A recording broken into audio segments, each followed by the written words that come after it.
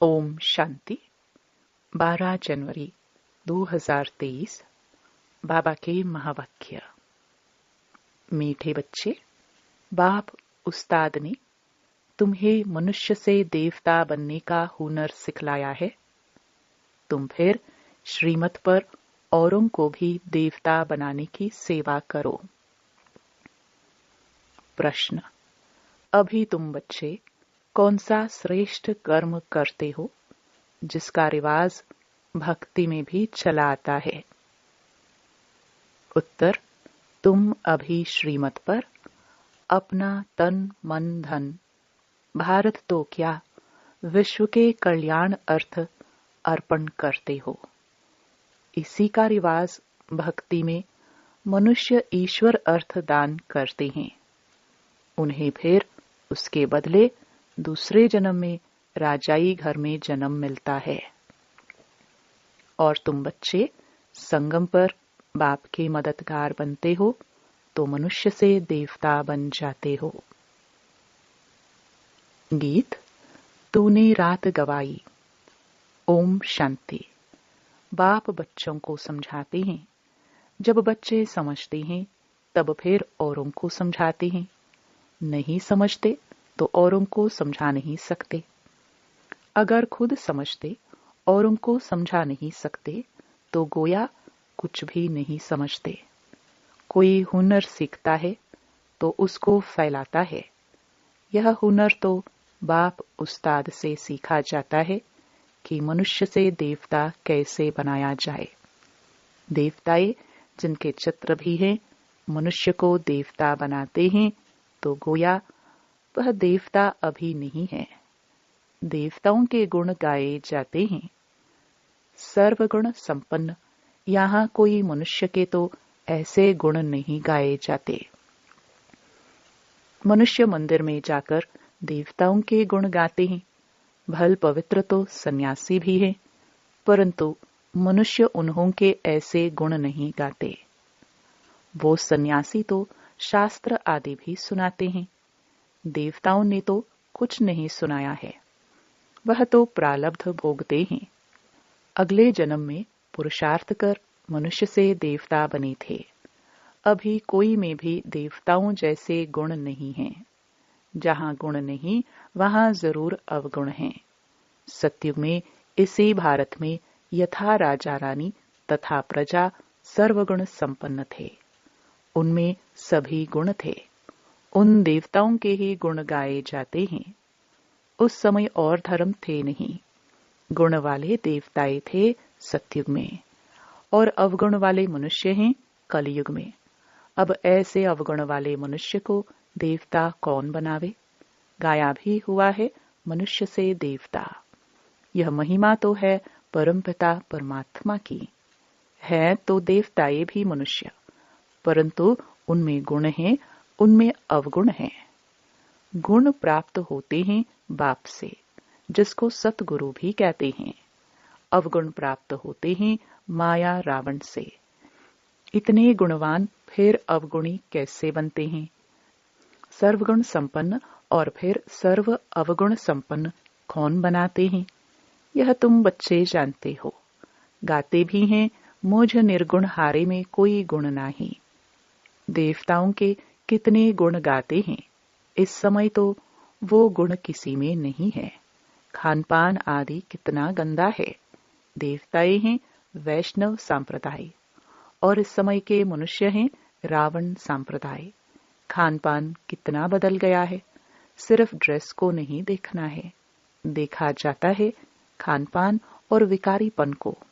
बाप खुद कहते हैं मुझे भारत में ही आना पड़ता है। ब्रह्मा मुख वंशावली ब्राह्मण ब्राह्मणियों द्वारा स्थापना कराता हूँ। यह ब्राह्मणों का यज्ञ है ना।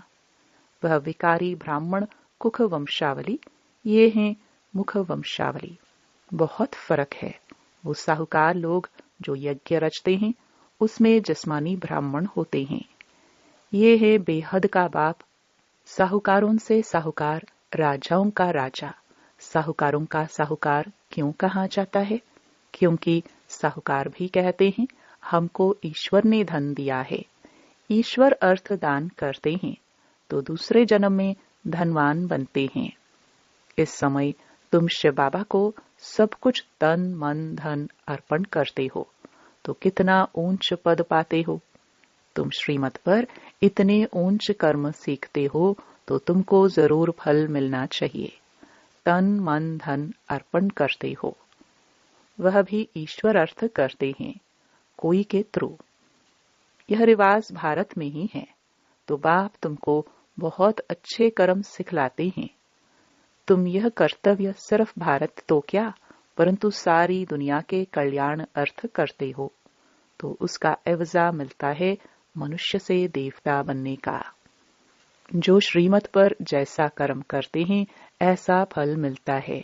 हम साक्षी हो देखते रहते हैं, कौन श्रीमत पर चल मनुष्य को देवता बनाने की सेवा करते हैं, कितना जीवन परिवर्तन हो जाता है।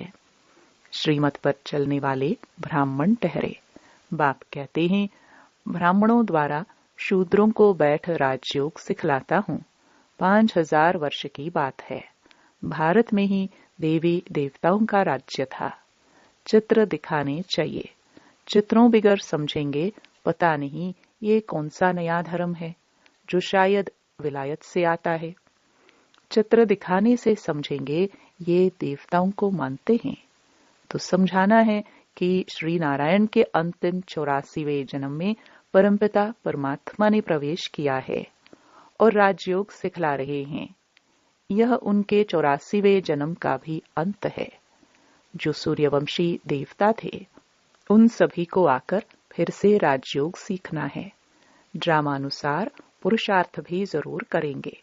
तुम बच्चे अभी सम्मुख सुन रहे हो और बच्चे फिर इस टेप द्वारा सुनेंगे तो समझेंगे हम भी माता पिता के साथ फिर सो देवता बन रहे हैं। इस समय 84वें जन्म में पूरे बैगर जरूर बनना है। आत्मा बाप को सब कुछ सरेंडर करती है। यह शरीर ही अश्व है जो स्वाहा होता है। आत्मा खुद बोलती है, हम बाप के बने हैं, दूसरा न कोई। मैं आत्मा इस जीव द्वारा परमपिता परमात्मा के डायरेक्शन अनुसार सेवा कर रहा हूँ। बाप कहते हैं योग भी सिखाओ और सृष्टि चक्र कैसे फिरता है वह भी समझाओ।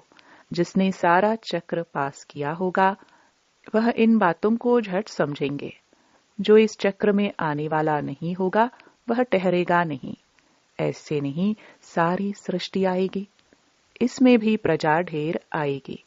राजा रानी तो एक होता है ना, जैसे लक्ष्मी नारायण एक गाया जाता है, राम सीता एक गाया जाता है। प्रिंस प्रिंसेस तो और भी होंगे, मुख्य तो एक होगा ना। तो ऐसा राजा रानी बनने के लिए बहुत मेहनत करनी है। साक्षी हो देखने से पता पड़ता है यह साहूकार राजाई कुल का है या गरीब कुल का है। कोई माया से कैसे हारते हैं, जो भागंती भी हो जाते हैं। माया एकदम कच्चा खा जाती है, इसलिए बाबा पूछते हैं राजी खुशी हो, माया के थप्पड़ से बेहोश व बीमार तो नहीं पड़ते हो। ऐसे कोई बीमार हो पड़ते हैं, फिर बच्चे उनके पास जाते हैं, ज्ञान योग की संजीवनी बूटी देकर सुरजित कर देते हैं। ज्ञान और योग में न रहने कारण माया एकदम कला काया चट कर देती है। श्रीमत छोड़ मनमत पर चल पड़ते हैं, माया एकदम बेहोश कर देती है। वास्तव में संजीवनी बूटी यह ज्ञान की है, इसमें माया की बेहोशी उतर जाती है। यह बातें सभी इस समय की हैं। सीताएं भी तुम हो, राम आकर माया रावण से तुमको छुड़ाते हैं। जैसे बच्चों को सिंध में छुड़ाया, रावण लोग फिर चुरा ले जाते थे। अभी तुमको फिर माया के चंबे से सबको छुड़ाना है। बाबा को तो तरस पड़ता है, देखते हैं कैसे माया थप्पड़ लगाए बच्चों की बुद्धि ही एकदम फिरा देती है। राम से बुद्धि फेर रावण की तरफ कर देती है। जैसे एक खिलौना होता है, एक तरफ राम एक तरफ रावण। इसको कहा जाता है आश्चर्यवत बाप का बनंती फिर रावण का बनंती। माया बड़ी दुस्तर है। चूहे मुहाफिक काटकर खाना खराब कर देती हैं। इसलिए श्रीमत कभी छोड़नी नहीं है। कठिन चढ़ाई है ना। अपनी मत माना रावण की मत। उस पर चले तो बहुत घुटका खाएंगे। बहुत बदनामी कराते हैं। ऐसे सभी सेंटर्स पर हैं। नुकसान फिर भी अपना करते हैं। सर्विस करने वाले रूप बसंत छिपे नहीं रहते। दैवी राजधानी स्थापन हो रही है। इसमें सभी अपना अपना पार्ट जरूर बजाएंगे। दौड़ी लगाएंगे तो अपना कल्याण करेंगे। कल्याण भी एकदम स्वर्ग का मालिक। जैसे माँ बाप तख्तनशीन होते हैं तो बच्चों को भी होना है। बाप को फॉलो करना है, नहीं तो अपना पद कम कर देंगे। बाबा ने यह चित्र कोई रखने लिए नहीं बनाए हैं। इनसे बहुत सर्विस करनी है। बड़े बड़े साहूकार लोग लक्ष्मी नारायण का मंदिर बनवाते हैं, परंतु यह किसको पता नहीं है कि यह कब आए। इन्होंने भारत को कैसे सुखी बनाया, जो सभी उन्हों को याद करते हैं।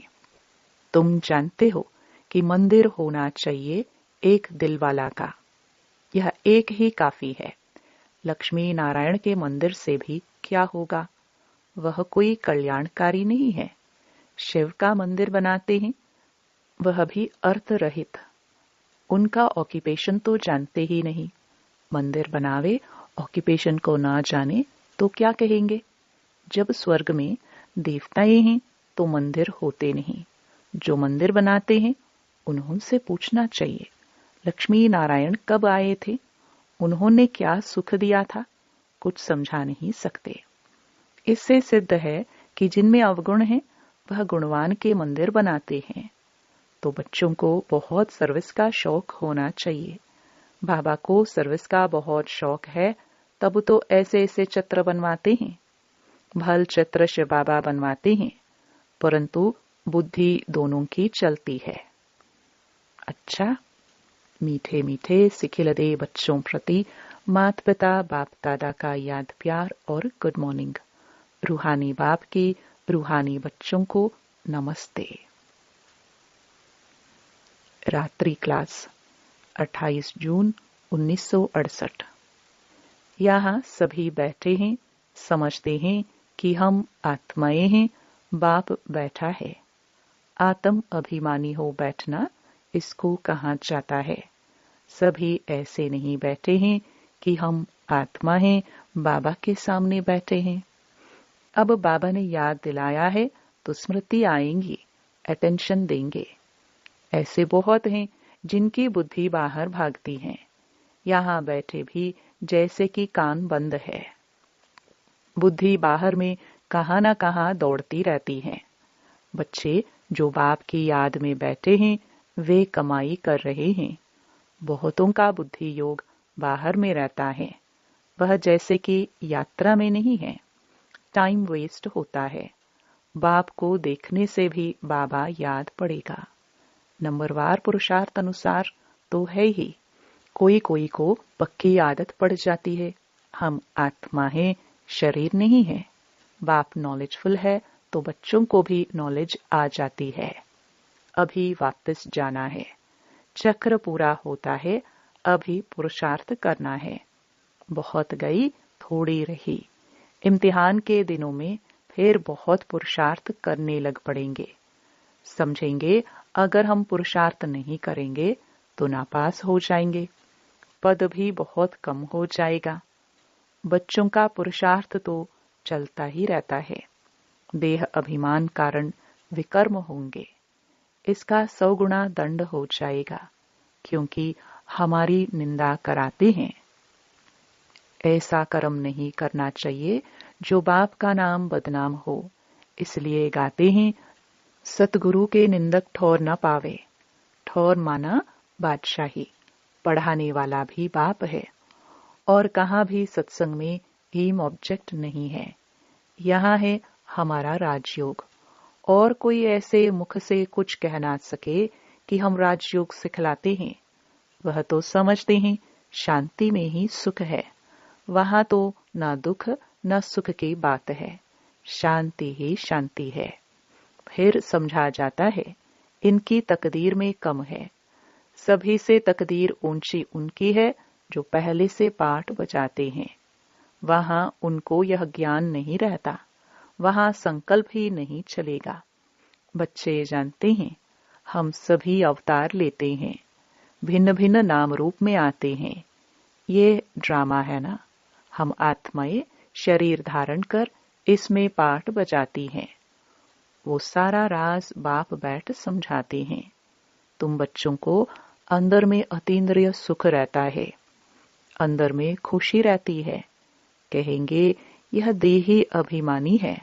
बाप समझाते भी हैं तुम स्टूडेंट हो, जानते हो हम देवता स्वर्ग के मालिक बनने वाले हैं। सिर्फ देवता भी नहीं, हम विश्व के मालिक बनने वाले हैं। यह अवस्था स्थायी तब रहेगी जब कर्मातीत अवस्था होगी।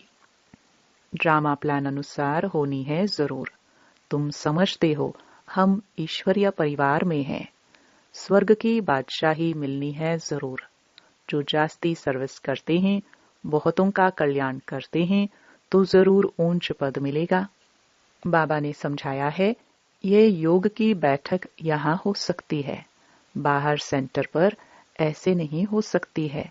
4 बजे आना, निष्ठा में बैठना वहां कैसे हो सकता है?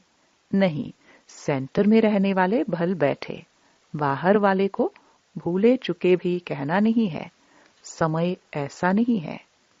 ये यहाँ ठीक है, घर में ही बैठे हैं, वहां तो बाहर से आना पड़ता है। यह सिर्फ यहाँ के लिए है। बुद्धि में ज्ञान धारण होना चाहिए। हम आत्मा हैं, उनका यह अकाल तख्त है। टेव आदत पड़ जानी चाहिए। हम भाई भाई हैं, भाई से हम बात करते हैं। अपने को आत्मा समझ, बाप को याद करो तो विकर्म विनाश हो जाए। अच्छा, मीठे मीठे रूहानी बच्चों को रूहानी बाप दादा का याद प्यार, गुड नाइट और नमस्ते। धारणा के लिए मुख्य सार। पहला, ज्ञान योग की संजीवनी बूटी से स्वयं को माया की बेहोशी से बचाते रहना है, मनमत पर कभी नहीं चलना है। दूसरा, रूप बसंत बन सर्विस करनी है, माता पिता को फॉलो कर तख्त नशीन बनना है। वरदान, अपनी शक्तिशाली स्थिति द्वारा दान और पुण्य करने वाले पूजनीय और गायन योग्य भव। अंतिम समय में जब कमजोर आत्माएं आप संपूर्ण आत्माओं द्वारा प्राप्ति का थोड़ा भी अनुभव करेंगी, तो यही अंतिम अनुभव के संस्कार लेकर आधा कल्प के लिए अपने घर में विश्रामी होंगी और फिर द्वापर में भक्त बन आपका पूजन और गायन करेंगी। इसलिए अंत की कमजोरी आत्माओं के प्रति महादानी वरदानी बन अनुभव का दान और पुण्य करो। यह सेकंड का शक्तिशाली स्थिति द्वारा किया हुआ दान और पुण्य आधा कल्प के लिए पूजनीय और गायन योग्य बना देगा।